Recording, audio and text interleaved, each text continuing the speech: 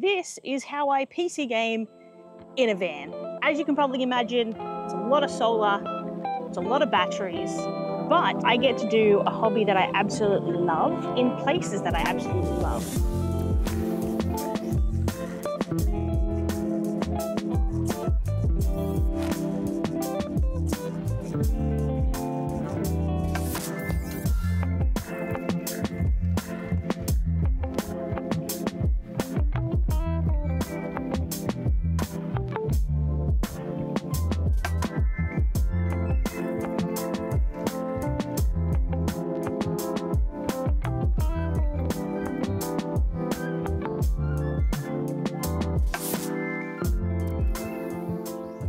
Gaming is a huge passion point of mine, and I wasn't going to give it up because I wanted to live in a van. It's something I've been doing since I was a very young kid. I grew up playing Zelda when I got home from school, to making a sword out of a tomato stake, a piece of wood, like an old school tomato stake, and a shield out of like 2 levels of ply, like 2 grade plywood. It was horrible.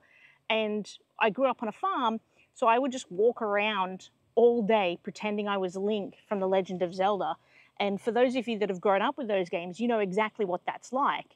And so gaming having such a huge impact, to be honest, probably in sending me to this lifestyle in the first place, it wasn't going to go away. So I needed to make it work.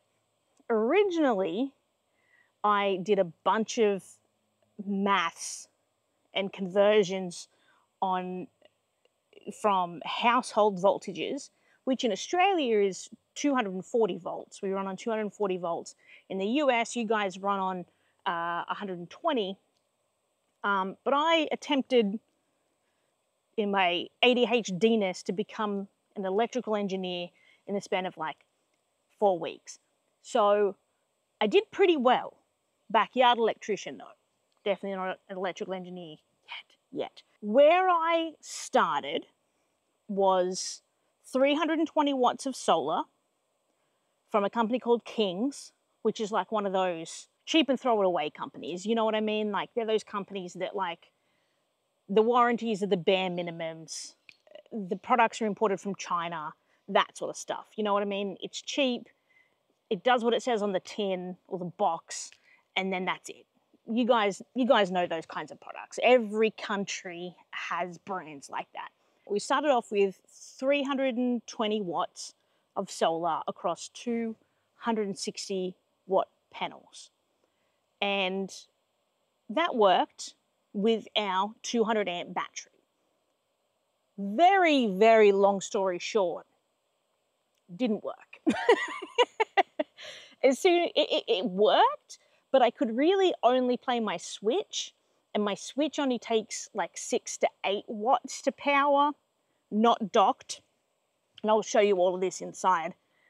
I could really only play the Switch, and as soon as we got a fridge and a freezer, because we wanted to be able to have both, it wasn't enough. We were running out of power during the night. So we weren't lasting, you know, even 18 hours. So we got another 200 amp battery. Long story short, we got another 200 amp hour battery, and we ended up having 600 amp hours of lithium LiPo4 batteries, which is huge. Most people do not have that and do not need that. Straight from the get-go, we bought a 3000 watt sine wave DC to AC converter, and that's what we run all of our main electrics from, because I didn't want to deal with a 12 volt TV for gaming. We then found that our wattages that were coming in from the solar panels, which was 320, was nowhere near enough, obviously, to fill up 600 amp hours of batteries. So that's when I thought, hey, you know what? If companies like Kings are getting these products and making huge amounts of profit, which Kings does, for those of you not in Australia, rugby league, our version of football, is the most popular sport, the most watched sport, has the most money in it in Australia. they developed a brand new team in an area for Redcliffe, which is north of Brisbane, and King's is their major sponsor. So I'm thinking, if a company like King's has enough money to become a major sponsor of a football company, they must be making a ton of profit. And if they're making a ton of profit, they're importing this stuff from China. And so I thought, well, why can't I buy this stuff from China and ditch their overheads? So here I am, I got on the eBay. 2 weeks later, I bit the bullet and I only bought one because I was so sure it was a scam and I didn't want to buy heaps and have my money completely wasted. So I bought one solar panel, it arrived, I tested it, and it worked. It works realistically probably at about 50–60% efficiency, which is a little bit less than the King's, but for the price, so acceptable. So I said, what the hell? I don't want to worry about power ever again. So I bought 6. Yeah, that's right. I bought 6 eBay solar panels for like 2100 watts. I'll have to double check the math. At peak sun, I'm taking in about 40 to 60 amps an hour, which technically means if my batteries were completely empty, I would have them charged up within about 10 to 12 hours, sunlight depending, of course. And being in Australia, we have some stupid long days and stupid long sun. I worked it all out that me playing on this laptop, which is 250 watts, which is a pretty beefy laptop, would end up being able to play for about 26 to 30 hours off my batteries, which brings me into another day, which would then more than charge up what I'm using. And you can't play, I mean, you can play games for 24 hours. I figured that if I'm gaming for that long, I'm going to be then back into daytime at 24 hours and I'm going to be gaining again. I might not completely fill up, but you know, it's going to take me a while to drain that completely. And you know what? That actually worked out. It actually works like that. Just like that, we're in the van. How magical. Elisa's behind me with Nana. Hi. So if you see a random person or some hands flying, that's why. So this is where I usually game 99% of the time. And you guys have seen this in my other videos. I have 2 bookshelf speakers. These are Behringer. I'm not very good at saying that company's name. But they're MS-20s. They're 10-watt speakers each. But we never have the full board because we're in a van. So it's never super loud. So they take about 8 watts. The TV. It's actually not a TV. It's actually a monitor. It's an Asus monitor, 1080p, 144 Hertz refresh rate. That's a high refresh rate monitor. And let me tell you why I went a TV. Well, I went a monitor and not a 12-volt TV. This particular monitor uses anywhere between 30 to 50 watts at its maximum performance. And that's on AC power. So we run that through the inverter. That, compared to a 12-volt TV, which is usually around 10, 15, 20 watts, it's comparable, right? Obviously, you're using more watts running at a higher refresh rate. But the thing with 12-volt TVs is they're 720p, so they're not full HD. The colors, like the colors that thing outputs is usually horrible, to be really honest with you. And the refresh rates are disgusting. It's like 24 FPS, 24 Hertz refresh, 60 Hertz refresh if you're lucky, but probably not. And honestly, they're designed like that, so I get it, but nah, that wasn't my van life. You know what I mean? That wasn't for me. Yuck. So I kept a monitor from my old desktop that I had back when I lived in a house. And this has worked fantastically. The only downside is you have to have the inverter on, but it's really not that bad. I don't watch like free-to-air TV. It's just not something I've ever really done. So I've got just a normal HD, not 4K, a HD Chromecast plugged in to that, and that's nothing. That's like 6 watts. That's nothing. And that's how we watch TV. We stream it from a Netgear modem, and a Netgear M6 Pro is our modem, and we have a SIM card in that that gives us our internet. And that works really well. I'd love to get Starlink, but at the moment I'm only paying like $40 a month for like unlimited cellular data in Australia. So I can't really stomach like $160 for a Starlink dish at this time. In the future, yes, but not right now.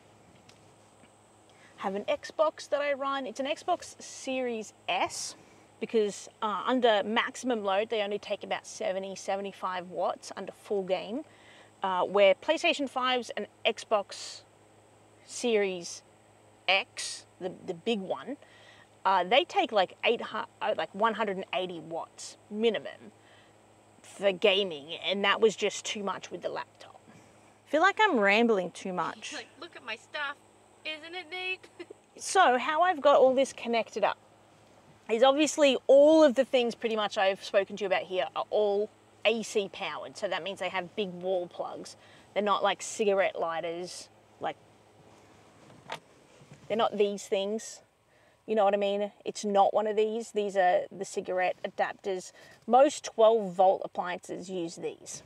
And they're very clearly not USB powered, just because you can't get them USB powered. You can't get a monitor and these bookshelf speakers or a laptop. I mean, I guess you can kind of get laptops that are USB powered, but like not 250 watts powered by USB. Not yet, anyway. So these are all AC powered. So behind the laptop here, let me bring you guys a little bit closer. So behind the laptop here we have a power brick. This is a Belkin power brick. It's got surge protection, but it doesn't matter, like whatever. And this is kind of what everything plugs into. The power board here from the Belkin, and this cable goes kind of underneath the bed up and around to the inverter. I've got a HDMI switcher here, so I don't have to keep plugging and unplugging. And so that they've got the Chromecast, I've got the switch dock, which is up here, I'll show you. I've got the Xbox power cable, and then I've got the power cable to the laptop. The HDMI to the laptop, my bad. And then obviously one out to the monitor. This also transfers sound, which is important, because some of them don't. But so yeah, that's my HDMI switcher.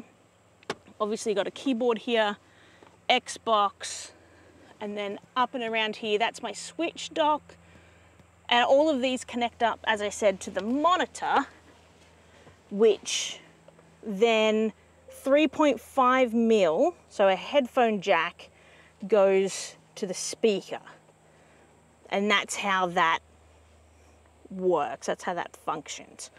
That's everything that goes through the inverter. That then goes to basically this power plug, that grey plug at the back there, that one there, that is the Belkin. And so then from here, I run extra fans, I have an electric toothbrush, which runs here. I do my rice cooker. Under the bed is essentially where we keep all of the batteries. Hey, Nana. 1, 2, 3. All right, under the bed. The support's not doing too good. No, this is not a support, this is just a spare one. Oh. So I have 3 batteries essentially the same as this one. This is my fuse for the inverter, which is just here. That's the inverter. Fuse, 50 amp fuse going to the inverter, and then 3 200 amp batteries under here. And that lives just under there like that. Let me show you the other 2 batteries real quick. 1 and 2, so that's the inverter, and then 1 battery, 2 batteries. So that's 3 batteries in total. And then we access them just from the bed that slides up just like that. Hey, Nana. that is essentially everything I do that allows me to game in my van. If you have any detailed questions, please ask them in the comments, and I'll make sure I weave them into a full electrical video. I think a full electrical video is going to be a bit crazy, but I'll do my best, I guess. But I hope that you've enjoyed this small reasoning as to why I want to play video games in my van, and a very, very brief explanation of how I do it and why I have the components and the parts that I do. Thank you very much for watching. I appreciate you, as always, the views and the comments. I do read them all. I might not respond to all of them because sometimes I'm doing stuff. But I will do my best. So thank you very much. I will see you in like a couple of days because this one's late and so I gotta catch up. Okay, bye! Bye, have a good time. If you play games, let me know what games you play. I play random games. Random games as in I made Elden Ring easier with mods.